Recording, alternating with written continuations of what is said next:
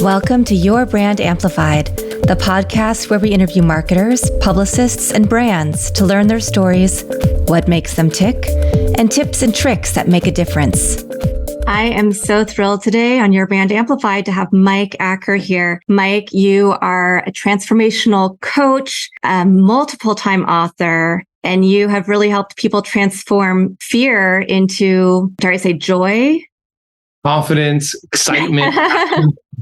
Yeah. So thank you for being here. Thank you so much. I'm looking forward to talking with you and to give something of value to all of our audience today. Likewise. So let's talk about your beginnings, because I want to kind of frame and unpack how your life made you who you are today. And I think you have a lot of stories to tell that most people probably wouldn't think about when they look at you, when they think about your success, all the books you've written, being written up in Forbes, all the other things that they see now. Yeah. So it's absolutely crazy to see. I mean, to go back and think that my dad was a drug smuggler. My mom was a witch. In fact, my dad come from a situation where his family didn't praise him, didn't encourage him, didn't lift him up. And so he had to pay his way through college. His dad said, "You'll never amount." He said, "I'm going to learn how to do this." Instead of just working in a restaurant, which he did, he ended up finding out that he could make a lot more money selling marijuana in the hippie days from the trunk of his car. So he learned Spanish and he learned how to fly planes. So he could go down to Mexico, they can go down to Colombia and smuggle drugs up. And during that time, he was in Tucson selling at a party, met my mom, who was a self-proclaimed white witch, doing seances and all the kinds of astral projection, doing spells and all kinds of stuff. Then they got together and then they did that together for several years. So definitely not a normal story. But here's what I will say is that my dad was an entrepreneur even back then. And I know you're talking to a lot of entrepreneurs in this. So the entrepreneurial journey is full of all kinds of unexpected changes and beginnings and starts. And that was the beginning of mine. Right. So from there, you grew up in Mexico? Yeah, I grew up in Mazatlan, Mexico. So it's really this, my parents became converted, full-on, dedicated, devoted Christians when I was about 4 or 5 years old. Okay. Yeah. So they went from here to there. They had started a coffee company, got out of drug trade when I was around 2 or so. And then they started a coffee company. They were doing that well, did that until I was around 8 or so. And my parents both had these radical conversion experiences. And we're not talking about like just political, go to church on Sunday type Christians. But they were like, let's serve the poor. We smuggled Bibles into China when I was 5. People were like, what are you doing? Bring your kids to smuggle Bibles. My dad's like, hey, I never got doing something far worse. Then the reason why we ended up in Mexico was that devotion. So they got to a spot where it was just like, let's go down and serve the poor and disenfranchised in the outskirts of a big city. So Mazatlan was around 500,000 at that time. And so we went out and served the poor and disenfranchised. They brought our kids, their kids, us down there.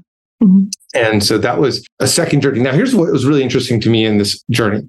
Because we go into confidence, right? So we'll come back to the story. We'll go into confidence. So let me just pull out something that happened during that time. When I was a kid, I had a speech impediment. So I couldn't say anything that had a j sound, a ch sound, a dj sound, any of those words. And so when I would speak, I would get a lot of people saying, what'd you say? What'd you say? What'd you say? And drove me crazy. And I absolutely hated it. And of course, that pulls away your confidence. It gives you insecurity. You feel uncertain about who you are and why can't you be understood. And so I actually worked with a speech therapist. And then my mom said I was so driven. I would take the flashcards and I would work at them at home and I work on it with my mom. And I would do it again and again until I got to a spot where I could speak. So I overcame something fairly significant and then got to a spot where I was presenting for, science fairs and doing well, winning those kind of things. And then we moved. So right as I built up a friend base and a confidence base, we moved and I was starting again on uncertain ground. Right. Did you regress at that point, or had you built up enough confidence that you were able to move and be the new version, right? I guess the new and improved version of Mike. Yeah. So there were some things that kept on going, but there's some things that weren't. Yeah. And I was having a hard time picking up the language. I mean, again and again, I just could not pick it up, couldn't pick it up. My sister was picking up fast. My dad had super quick study. My mom was struggling and I was struggling. So I was going through classes, reading books, listening to TV, all the different things that you're supposed to do to pick up another language. And in the midst of all of that, I decided, Dad, you know what? Let me go to a school. My friend had gone to school. Now he had gone to like a nice private school where a lot of people were familiar with Americans in 1990, right? So he'd gone in the late 80s, and Mexico and the United States were very part of that point in time culturally. Now there's a lot more cultural references and, of course, media. Back then, if a movie came out, it would come out in Mexico 6 months later, if it came out. Very separate culture. And even in tourist town, there's obviously parts that are not touristy at all, and the majority of Muslims like that. So the majority of Muslims at this point in time, all that to say is, had never met and seen someone with as pale skin as me. Make matters worse, I had bright blonde white hair. Oh, wow. I have blue eyes. I had incredibly gorgeous red lips that people would always pinch because they were full of makeup. Oh my gosh. Buck teeth that a horse would be proud of. And I was tall, gangly, and awkward. So you take a lot. in 5th grade. And I said, Dad, throw me into a Mexican school like my friend Andy. I'm thinking, great, we're going to meet a whole bunch of people who at least are familiar with the United States. No. He threw me in inner city school downtown where nobody had ever seen an American and nobody spoke any English at all. Wow. And I remember him bringing me to the school. And this is one of those traumatizing events I later unpacked with the counselor. I can say it with a smile now, but at the time it was not something to smile about. So he brings me into the school and he goes, Mike, I'm going to go talk to the principal. My dad's like the type of guy who can talk his way into anything. He's now a lawyer, right? So drug dealer, missionary, lawyer. Good at selling, good at convincing people and all of those. So he goes in, he's talking to the principal. He goes, Mike, just wait here. My dad comes out 45 minutes later. While my dad was in there, the entire school came out of their classes and rallied around me. I mean, I was a beacon of American awkwardness, dressing like an American, dressing like 1990, like Run DMC influenced American. And everybody would gather around me. I backed up to a wall and kids would run to me and touch me and run away. The entire adults and kids laughing. And I don't know what they were saying, of course, and running. And they would come and say, what's your name? And run away. No, I don't want anybody to pick up that I'm anti-Mexican because I love Mexico. And a lot of my friends are Mexican and I will go back there in January and I still stay in contact with a lot of kids. But for a kid who was just at the precipice of really switching into adolescence and had already overcome some insecurity, it was this weird, I just want to fit in and I don't. And I was brought into the classroom and every day I'd show up. Someday there wouldn't be classes. I didn't know there was no school that day. And someday there'd be a party and everybody's dancing. And I'm like, I got to a spot where I'd have to get up in front of people and everybody's laughing in front of me all the time. This happened over the next couple of years because it took me a while to learn Spanish. So even when I went to a private school, I'd get up in front and people would laugh at me. And so I would develop this psychosomatic sickness, especially on days when I would have to get up in front of people. Wow. Literally, my mom would say, you're sick again? And she would check my temperature. I'd be super high temperature again and again and again. And really, it was this psychosomatic sickness. I didn't want to be there. And I was so insecure and afraid and nervous and didn't like it that I would make myself sick. Subconsciously. Just you telling the story, it's giving me these physical reactions. And I'm thinking about times when I've heard of people going to other countries or I've been in Thailand. My mom is from when I was young and I get the same kind of reactions. And it's not because somebody's trying to be mean. It's the kids, they just don't know. It's a curiosity for them, right? But it's hard to realize that if you don't speak the language, if you don't know the cultural cues and references. Right. Yeah. They were being mean. They were probably great, nice kids, very friendly. The girls wanted to sit on my lap. I was in 5th grade. I was like, get away from me. It was a very interesting season of life. And in retrospect, you understand a lot more. But at the time, I always think when people say, this is how I feel, it's easy to see it from our perspective. You shouldn't feel like that. Right. It's not that big of a deal. So even now, as I watch sometimes where I'm in environments where I'll go see my son perform at school and I'll see kids get nervous on stage, there's a desire in me to then want to go like, let them unpack that and help them understand what's going on. But that's not my main thing. I now do that for adults, though. Yeah. Now that you've told us this part of your story and your journey, I see the through line to what you do today, to being an executive communication coach, a keynote speaker, having best-selling books, all of that, because you had to learn these skills at an age when most people are feeling awkward and unsure of themselves and maybe going through something, but not nearly as many things as you just unpacked. So interesting because I got to a spot where I became actually more Mexican than I was American culturally. Just absolutely loved it. And in that spot, what happened was I went back to the United States. Okay. And I left all my plans and all the culture and all the friendships that I had built up in Mexico. I left and I went back to the United States. And now I was spot and I was not doing well. I was not liking things. It was hard. I was having to once again reacculturate myself. Right. It's difficult again in that spot. And I made a fool of myself in several different situations. So there was this confidence, but then I would battle this insecurity and I would do something well and then I would do something bad. At the culmination of doing something stupid, I got up in front of my entire college to talk about this thing that was going on in Seattle. And as I got up there in front of about 1,000 people or so, I pretty much blanked out and started rambling, going around in circles, and the room started getting dark. But at the same time, I was having these other experiences where I was doing okay. So it's going back and forth of success and failure. And I think one of the huge things was I understood who I was, understood who my identity was, and had really processed a lot of who I was. That's one thing I teach people and coach people and write about in my book, Speak with Confidence, is knowing yourself and really coming to terms with internal and external criticism, knowing how to do it.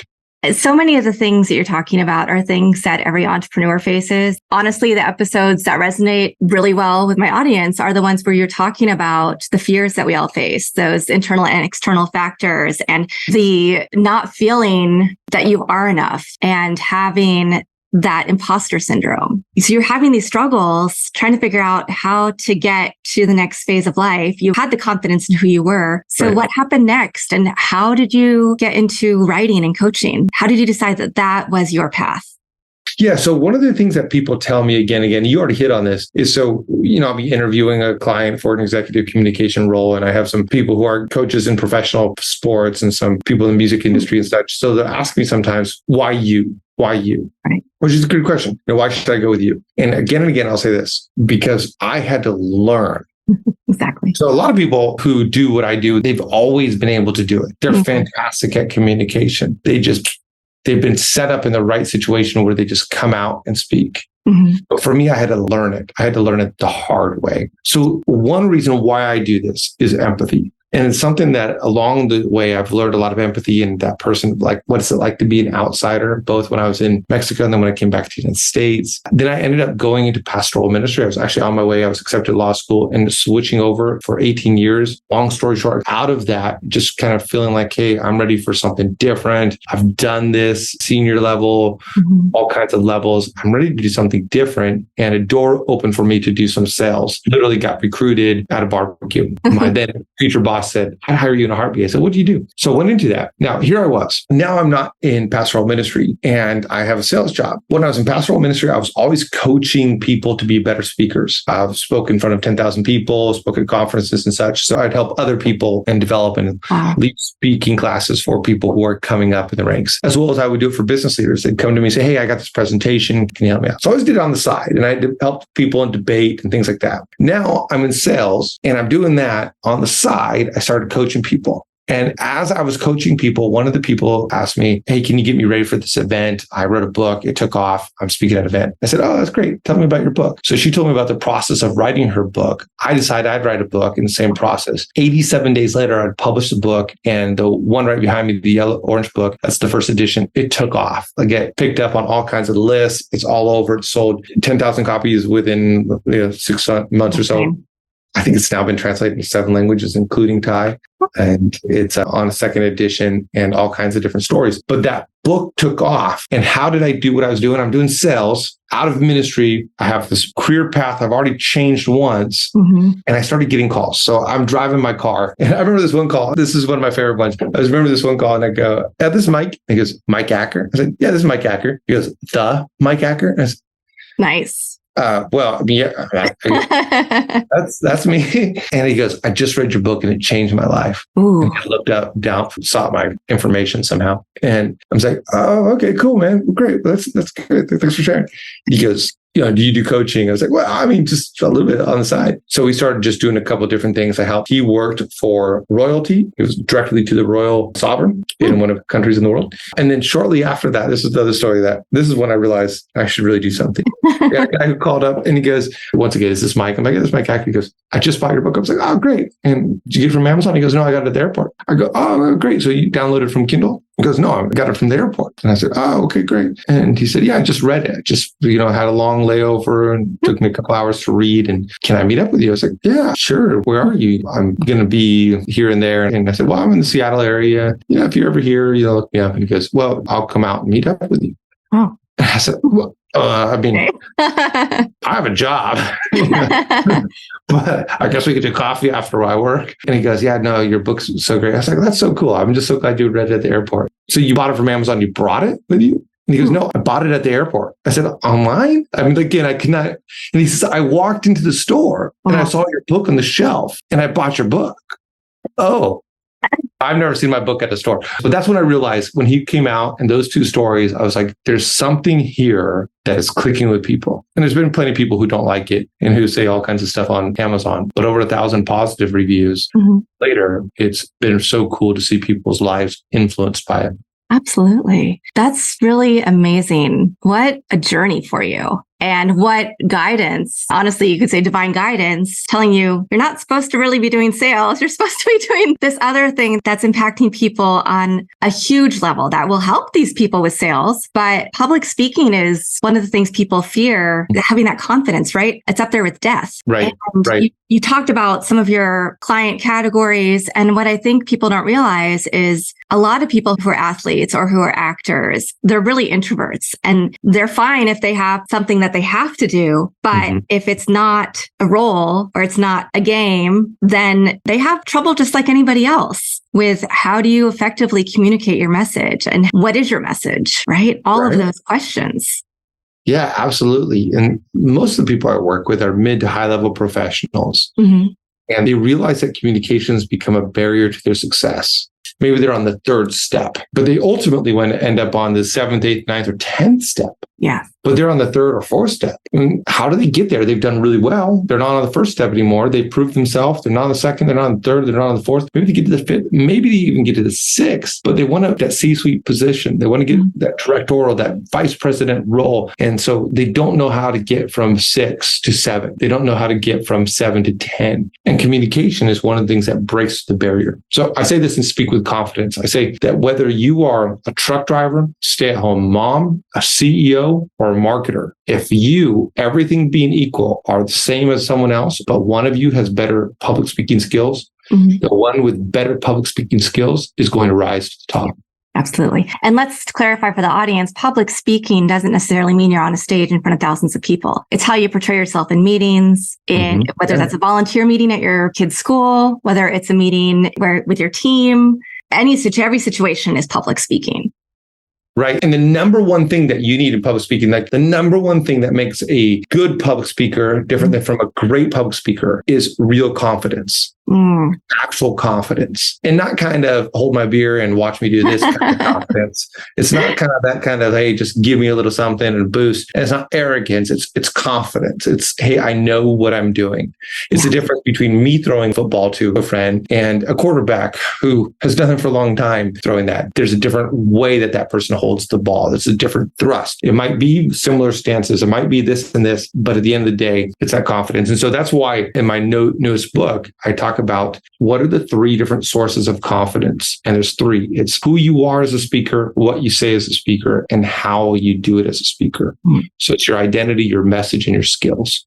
I love that. And you're answering all these questions before I even tee them up. So I love that as well. So you went from Speak with No Fear, which took off. And I'd love to hear what your thoughts are around how or why it took off. And then your current Speak with Confidence. And you've had books in between as well. Are they all about the same topic, or have you written your life story yet?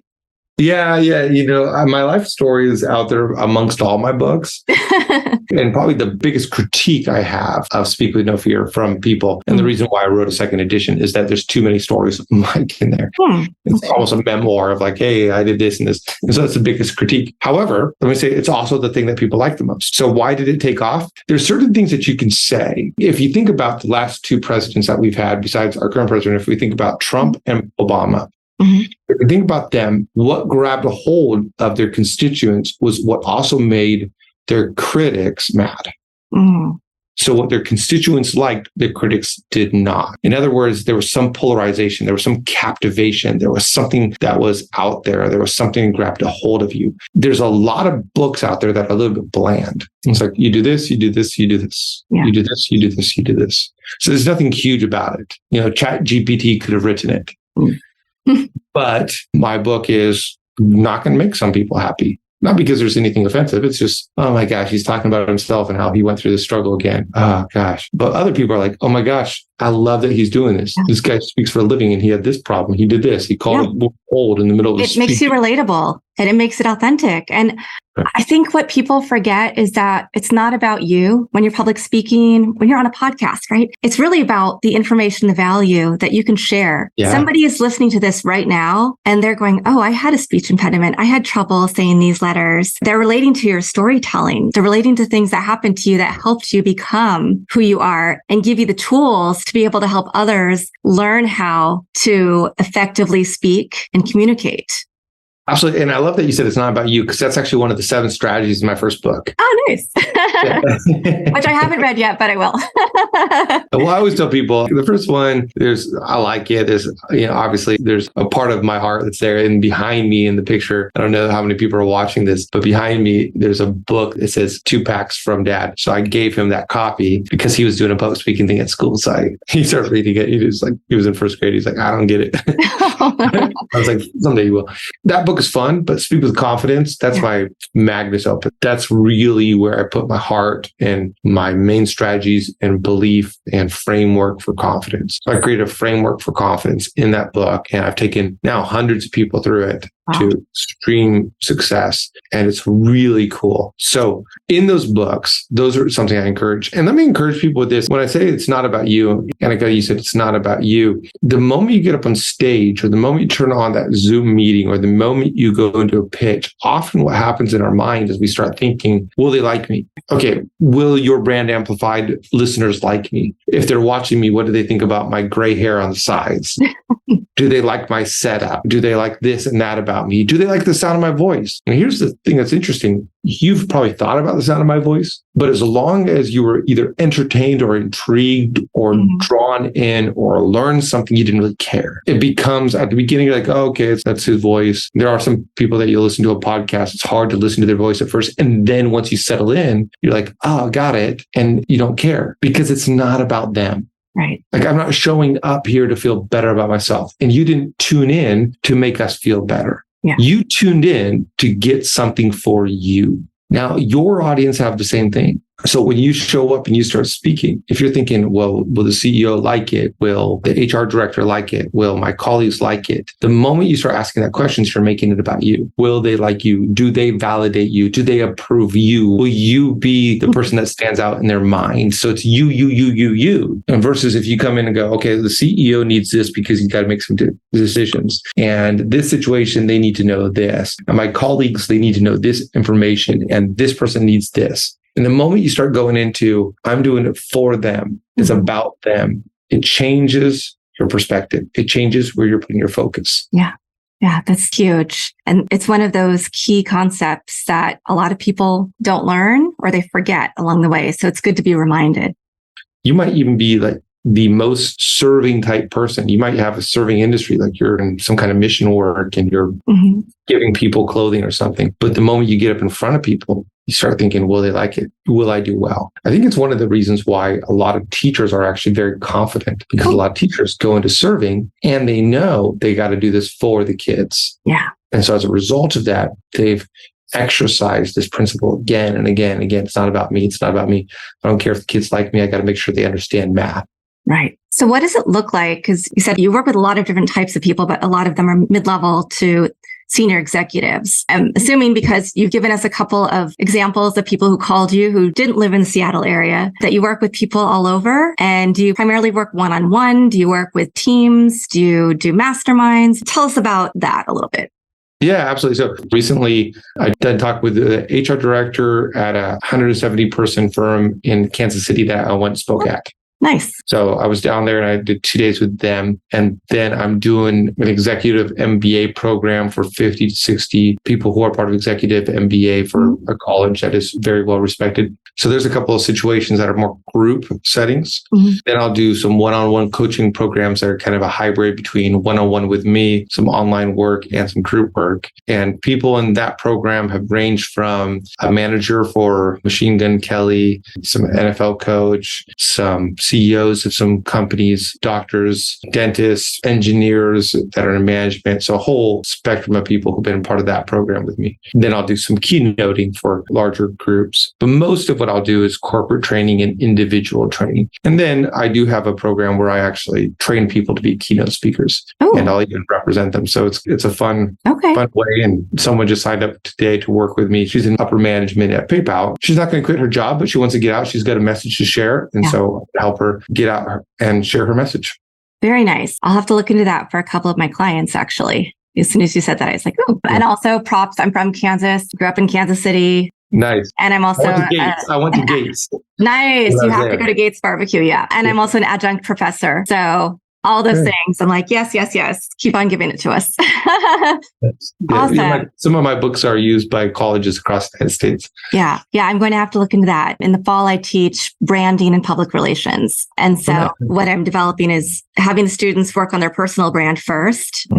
So that they know how to sell themselves when they graduate from the master's program to their ideal employer, or if they want to become an entrepreneur, how they make that happen, and then do the same thing for a brand. So I think some of the stuff that you're teaching is going to come in really handy for this class. So I'll talk to you about that for sure. Is there anything else that you want to share with our audience today? So Speak with Confidence, I'll have it in the show notes as well, but people can go to mikeacker.com, also go to Amazon, find your author page and find all of your books there. Right. Yes. Amazon has all of them. Some of them are actually like at Barnes and Nobles. I picked up some of my books at Barnes and Nobles in downtown Manhattan. So that was kind of fun.